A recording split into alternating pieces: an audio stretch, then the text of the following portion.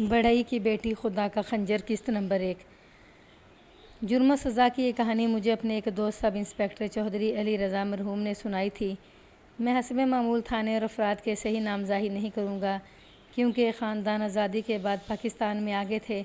کہانی سنانے کا مقصد یہ نہیں کہ کسی کو رسوا کیا جائے، بلکہ یہ ہے کہ پاکستانی معاشرے کے چودھری اور امام عبرت حاصل کریں اور خدا کی بے آواز لاٹھی کو ذہن سے نہ اتاریں۔ مجھے سب انسپکٹر چودھری علی رضا مرحوم کے تھانے کا چارج لینے کے لیے بھیجا گیا۔ یہ چھوٹا سا ایک قصبہ تھا، ارد گرد کا دیہاتی علاقہ اسی تھانے کے تحت آتا تھا۔ علی رضا نے مجھے چارج دے دیا، اسے اگلی صبح چلے جانا تھا۔ اس تھانے میں اس کی آخری رات تھی۔ ملک بھائی کھانے کے بعد اس نے کہا، میں تمہیں تھانے کا اور علاقے کا چارج دے چکا ہوں، ایک چیز رہ گئی ہے۔ یہ ایک کیس تھا جس کا فیصلہ میں نے خود کیا تھا۔ یہ تم بھی سن لو، شاید میرے بعد میرے خلاف کوئی طوفان اٹھے۔ میرے کیے پر پردہ ڈالنا تمہارا فرض ہوگا۔ اس نے جو کیس سنایا وہ میں اپنے الفاظ میں سناتا ہوں۔ میرے چارج لینے سے 6 مہینے پہلے کا واقعہ ہے کہ ایک مسجد کا امام تھانے میں یہ رپورٹ لے کر آیا کہ اس کی بیوی لاپتہ ہو گئی ہے۔ قصبے میں ایک بڑی مسجد تھی اور 2 چھوٹی۔ یہ امام ان 2 میں سے ایک مسجد کا تھا۔ اس کی عمر 40 سال کے لگ بھگ تھی، رنگ گہرا سانولا، درمیانہ قد اور جسم گول مٹول، پیٹ بڑا ہوا، گردن اتنی موٹی جیسے گردن تھی ہی نہیں۔ صحت بہت اچھی تھی، داڑھی کے چند ایک بال سفید تھے۔ اس نے بیوی کی عمر 18-19 سال بتائی اور یہ بھی کہ اس کی دوسری بیوی تھی۔ پہلی بیوی بھی گھر میں موجود تھی، اس سے 2 بچے تھے، دونوں ابھی بہت چھوٹے تھے۔ نئی بیوی جسے ناصرہ کہہ لیں کے ساتھ امام نے 3-4 مہینے پہلے شادی کی تھی۔ امام نے بیوی کے غائب ہونے کا طریقہ وہی بتایا جو اکثر سننے میں آتا ہے۔ رات کو لڑکی بستر پر موجود تھی۔ امام صاحب صبح اذان دینے کے لیے مسجد کو جانے لگا تو نئی بیوی کو غائب پایا۔ گھر میں ادھر ادھر دیکھا، وہ نہ ملی۔ باہر کے دروازے کی زنجیر اتری ہوئی تھی۔ نماز پڑھا کر امام ناصرہ کے میکے گیا، وہ وہاں نہیں گئی تھی۔ مسجد کا سرپرست ایک چودھری تھا جس کا کھالوں کا وسیع کاروبار تھا، دولت مند آدمی تھا، وہ بھی امام کے ساتھ تھانے آیا تھا۔ امام ناصرہ کے میکے گھر سے مایوس لوٹا تو اس چودھری کے ہاں گیا اور اسے بتایا کہ اس کی نئی بیوی کہیں غائب ہو گئی ہے۔ چودھری نے 2 اور معززین سے بات کی۔ انہوں نے سوچ سوچ کر فیصلہ کیا کہ کسی کو پتہ نہ چلنے دیا جائے، نادان لڑکی ہے، شاید خود ہی واپس آ جائے۔ کچھ تلاش اور کچھ انتظار میں 3 دن گزر گئے۔ گمشدگی کے چوتھے روز تھانے میں رپورٹ آئی۔ چودھری نے کئی بار کہا کہ لڑکی کو اس کے باپ نے غائب کیا ہے۔ علی رضا نے وجہ پوچھی کہ باپ نے اپنی بیٹی کو اس کے گھر سے کیوں غائب کیا ہے۔ امام اور چودھری کوئی تسلی بخش جواب نہ دے سکے۔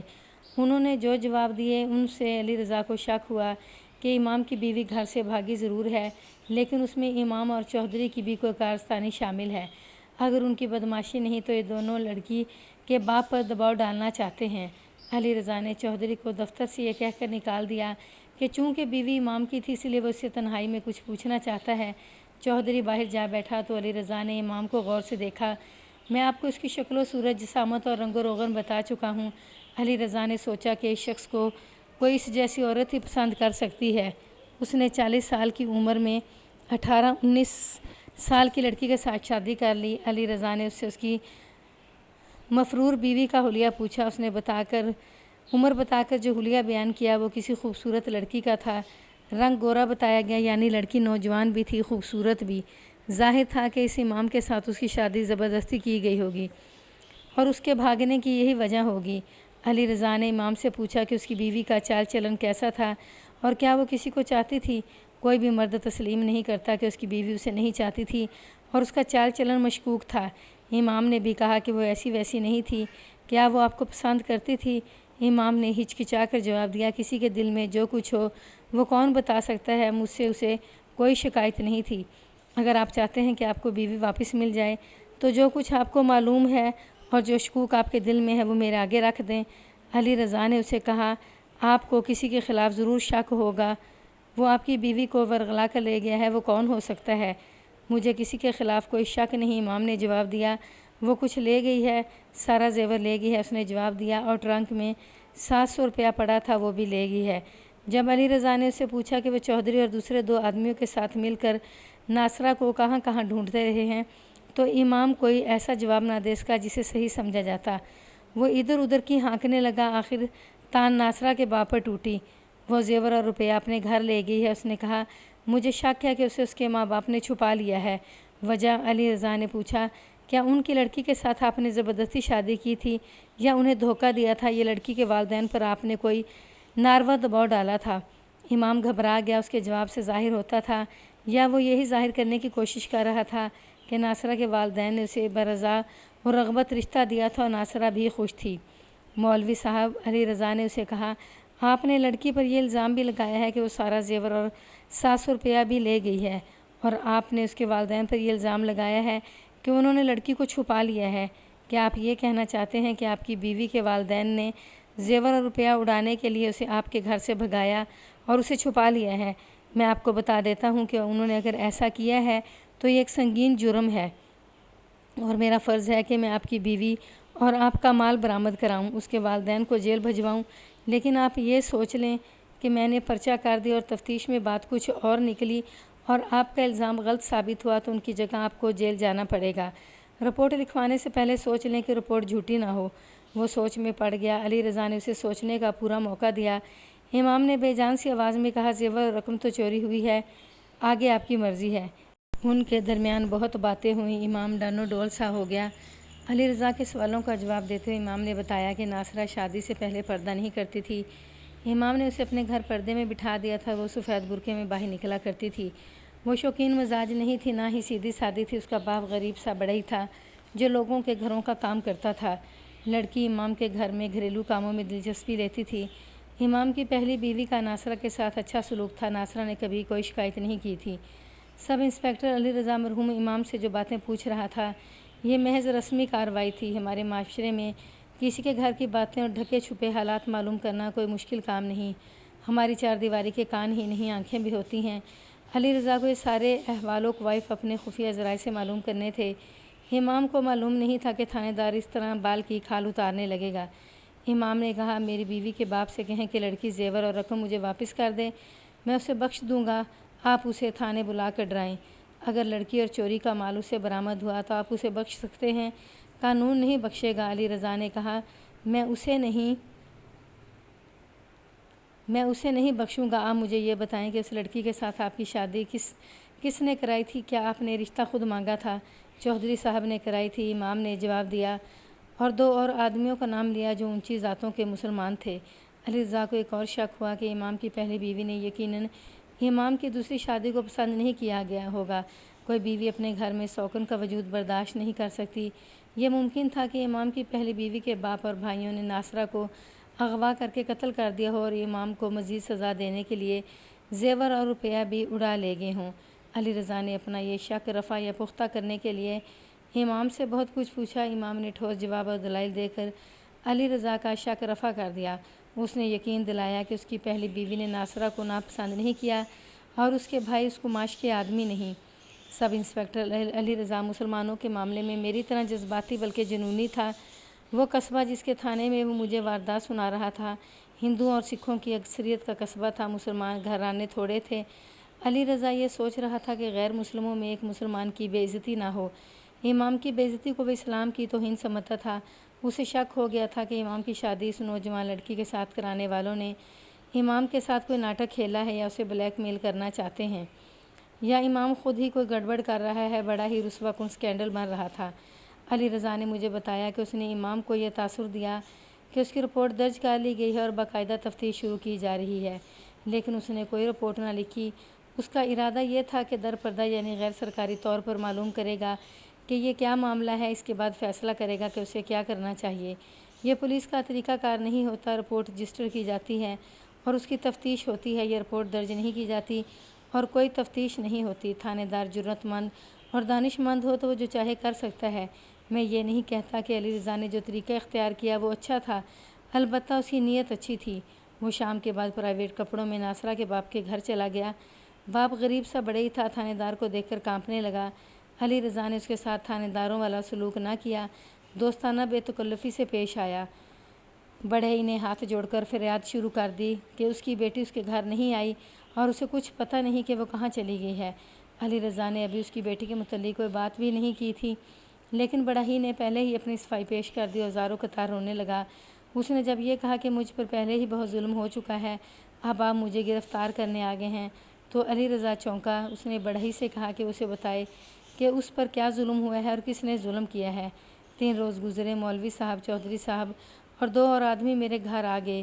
بڑھئی نے کہا مجھ سے میری بیٹی کے متعلق پوچھا کہ کہاں ہے۔ میں بہت حیران ہوا، وہ تو مولوی صاحب کے گھر تھی۔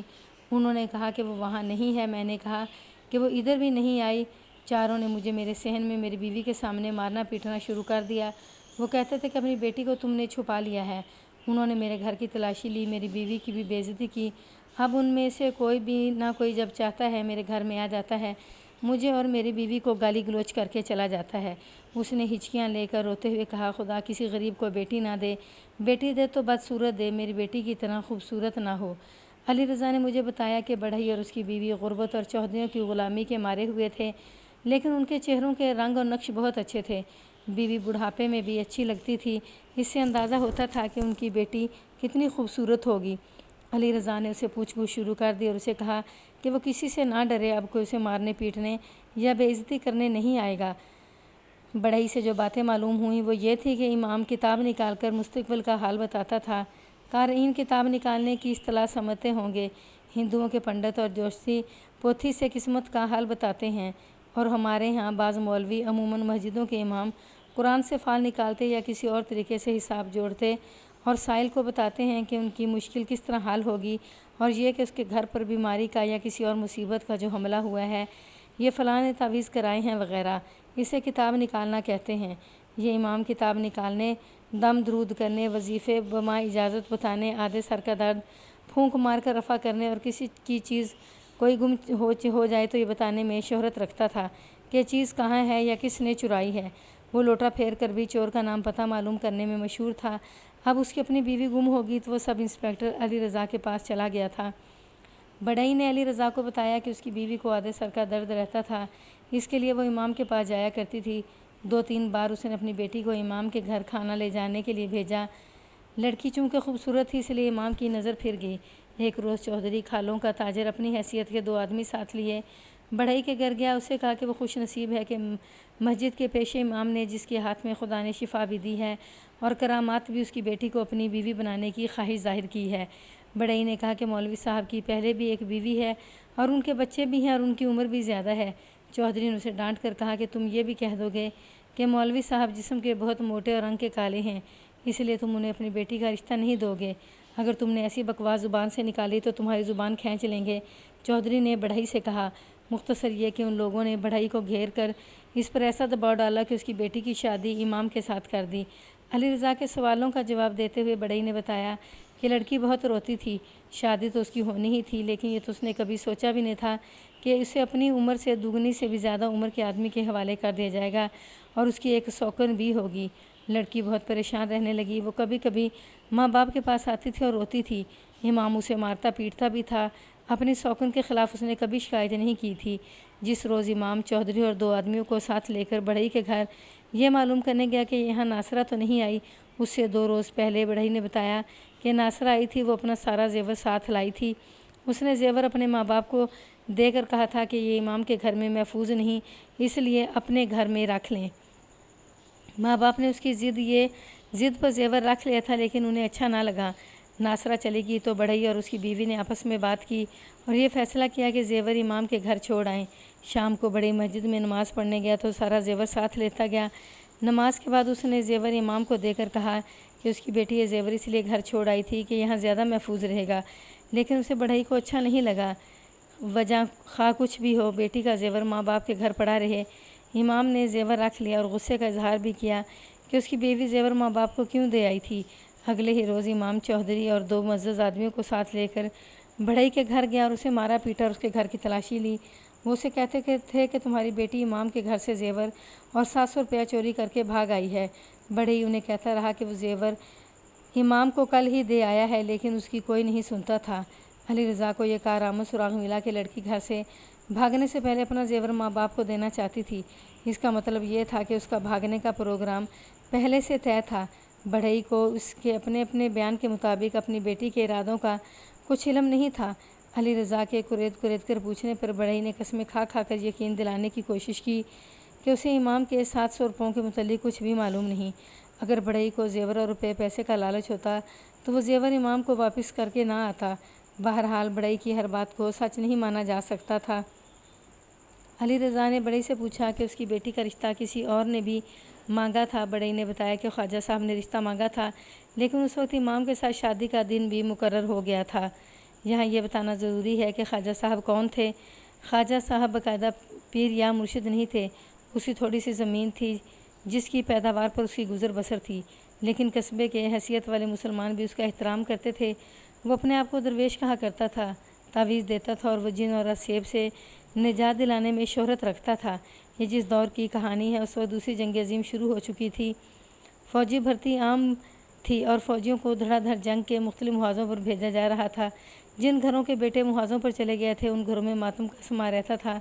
فوجیوں کے باپ، ان کی مائیں، بہنیں اور بیویاں ان کی سلامتی کے لیے پیروں، فقیروں، مزاروں کے دروازوں پر بھی جاتی تھیں اور ماتھے رگڑتی رہتی تھیں۔ ان دنوں تعویذوں کی منڈی خوب چلتی تھی۔ خواجہ پہلے ہی درویش تھا، جنگ کے دوران وہ مشہور ہو گیا۔ بڑئی نے بتایا کہ اس کا ایک ہی بیٹا ہے، وہ فوج میں بھرتی ہو گیا ہے۔ اسے بڑئی کے کام کے لیے ہی بھرتی کیا گیا تھا۔ بڑئی کی بیوی خواجہ کے پاس یہ دعا کرانے جایا کرتی تھی کہ اس کا بیٹا ہندوستان میں ہی رہے، اسے محاذ پر نہ بھیج دیا جائے۔ بڑئی بھی خواجہ کو سلام کرنے جایا کرتا تھا۔ جب ناصرہ کی شادی کا دن مقرر ہو گیا تو ناصرہ بھی اپنی ماں کے ساتھ خواجہ کو سلام کرنے گئی۔ خواجہ کی نظر لڑکی پر پڑی تو اس کی نظر ناصرہ سے ہٹ نہ سکی۔ خواجہ مراقبے میں چلا گیا اور اس نے مراقبے سے بیدار ہو کر ناصرہ اور اس کے امام کو بتایا کہ ان کا لڑکا محاذ پر جانے والا ہے، لیکن اسے روکنے کے لیے میں کہ چلہ کاٹوں گا، پھر بڑئی کا بیٹا ہندوستان میں ہی رہے گا۔ خواجہ نے ماں بیٹی کو کچھ پڑھنے کے لیے بتایا اور ان پر اس نے اپنا جال پھینک دیا۔ ماں بیٹی اس کے پاس جاتی رہیں۔ ایک روز خواجہ نے بڑھئی کو بلایا اور اپنے اوپر مستانہ سی کیفیت طاری کر کے کہا کہ ناصرہ کی شادی اس کے ساتھ کر دے، ورنہ چلہ بھی الٹ جائے گا اور اس کا کوئی تعویذ اثر نہیں کرے گا۔ بڑئی نے اسے بتایا کہ 3-4 روز بعد ناصرہ امام کی بیوی بن جائے گی، دن مقرر ہو چکا ہے۔ یہ سنتے ہی خواجہ مستانہ کیفیت سے چونک کر بیدار ہو گیا۔ اس نے بڑئی کو ڈرایا کہ ناصرہ کسی اور کی بیوی بن گئی تو ناصرہ کے بھائی کی جان خطرے میں پڑ جائے گی۔ بڑئی نے اسے کہا کہ وہ مجبور ہے، اسے چوہدری اور اس کے جیسے 2 آدمیوں نے مجبور کیا تھا کہ بیٹی کا رشتہ امام کو دے دے۔